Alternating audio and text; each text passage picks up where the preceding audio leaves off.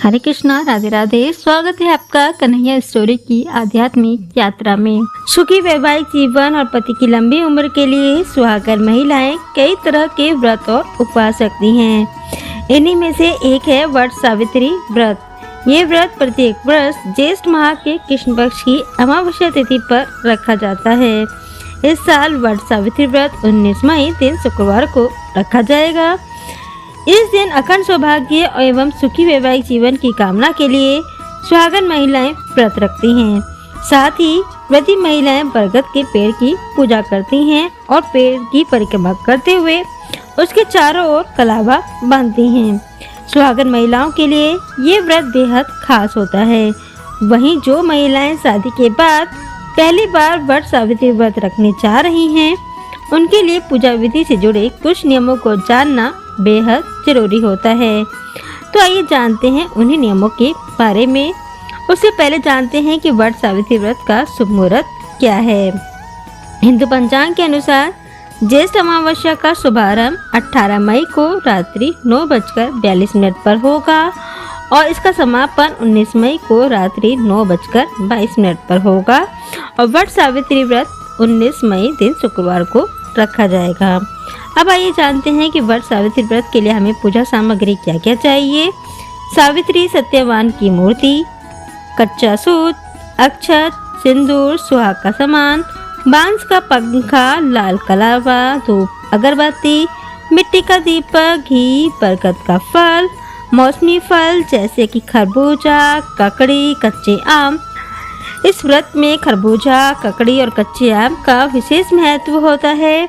फूल, इत्र, सुपारी, रोली, बताशे, 1.25 मीटर कपड़ा, नारियल, पान, दुर्वा घास, नकद रुपए, घर पर बने हुए पकवान जैसे कि मीठे फल, चने, भीगे हुए चने और मिष्ठान आदि।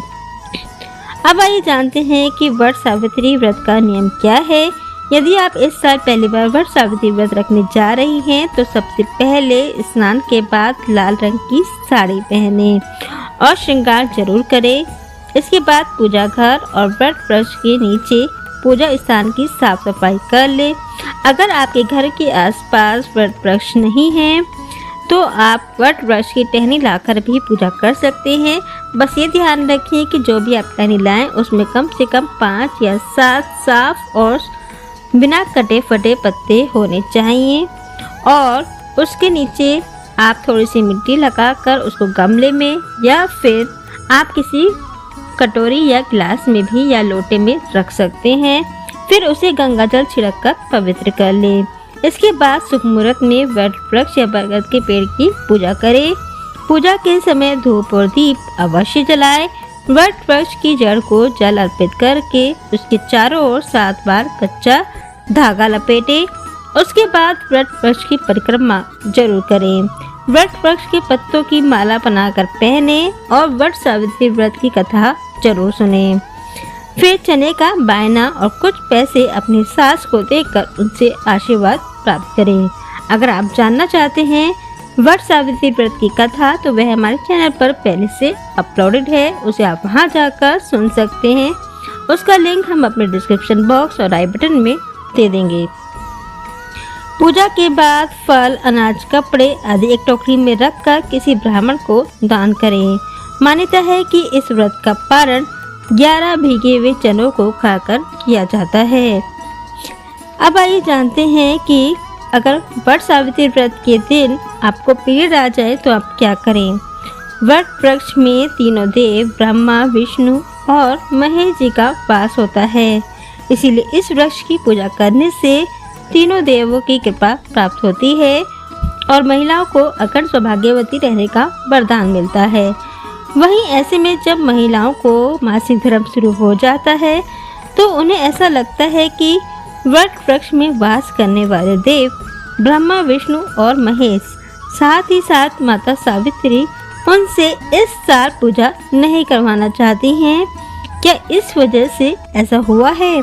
हमें अथवा महिलाओं के मन में अनेक प्रकार की भ्रांतियाँ उत्पन्न होने लगती हैं, जबकि महिलाओं को ऐसा कभी भी नहीं सोचना चाहिए, क्योंकि पीरियड होना आम बात है। यह एक सामान्य सी बात है। हर महिला को समय समय पर पीरियड आता है और सृष्टि में मानव की उत्पत्ति का आधार भी यही है। तो आइए जानते हैं पीरियड के दिनों में वट सावित्री व्रत कैसे संपन्न करें। अगर आप इस बार पहली बार वट सावित्री व्रत कर रहे हैं और आपको पीरियड आ गया है तो अब व्रत प्रारंभ ना करें। वहीं अगर आप पहले से वट सावित्री व्रत करती हैं और वट सावित्री व्रत के दिन अगर आपको पीरियड आ गया है तो उस दिन आप बाल धोकर स्नान कर लें और पूजा पाठ की कोई भी सामग्री को ना छुएं। वहीं आप अपने बदले में किसी और महिला से पूजा करवा सकती हैं। अगर और कोई महिला नहीं है तो अपने पति से भी पूजा करवा सकती हैं। वट सावित्री व्रत कथा कहीं दूर बैठकर आप सुन सकते हैं और इस दिन आप अपने पति के पैरों को धो सकते हैं। जो जल पूजा करने के बाद बचता है उसे आप अपने पति के पैरों को धो सकते हैं। पति के टीका लगा सकती हैं, रक्षा सूत्र बांध सकती हैं। बाकी सब काम आप कर सकती हैं, लेकिन किसी भी भगवान जी की मूर्ति को या पूजा पाठ के सामान को आपको नहीं छूना है। पूजा पाठ से दूरी बना के रखनी है। बस आप व्रत रख सकती हैं और व्रत की कथा सुन सकती हैं। बाकी सब काम आप कर सकती हैं, बस पूजा पाठ से आपको दूरी बना के रखनी है। और जो भी पूजा पाठ का काम है वो आप किसी अन्य महिला से संपन्न कराकर अपना व्रत पूर्ण कर सकते हैं। तो ये थी सारी जानकारी कि पीरियड में और आप पहली बार व्रत कैसे करें वट सावित्री का।